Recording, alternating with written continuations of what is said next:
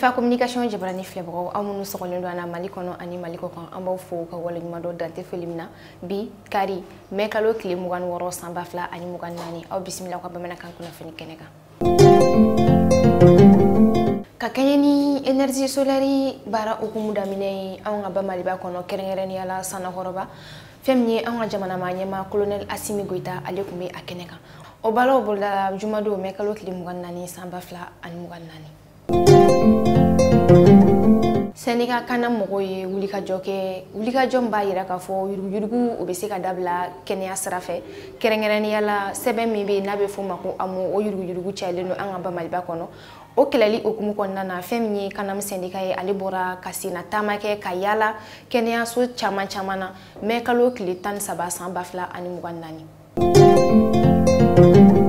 Sigikafɔ min bɛ boloda an ka jamana minisiriw fɛ araba n'a bɛ fɔ ma ko conseil des ministres araba tɛmɛnen mai kalo tile 22 san 2024 o sigikafɔ hukumu kɔnɔna na fɛn min ye an ka jamana ma ɲɛmaa colonel Asimi Goita ale tun bɛ a kɛnɛ kan. Kumaɲɔgɔnyaw kɔfɛ a yirala k'a fɔ u ye sɛbɛn ta sɛbɛn min bɛ wele ko projet de texte ko o sigi sen kan. An to yan nɔ an ma sɛnsɛn ka se Kidal kari tɛmɛnen fɛn min ye Kidal gouverneur ye ni ale ye Elhaji Aga Gamu ye ale ni Kidal duguden minnu sigiyɔrɔ bɛnnen don Bamakɔ ma olu ye ɲɔgɔn ye o ɲɔgɔn ye kun tɛ dɔwɛrɛ ye ka Kidal kunnafoni ɲini k'a dɔn ani fɛɛrɛ min bɛ se ka tigɛ yalasa hali sisan nɔ ka Kidal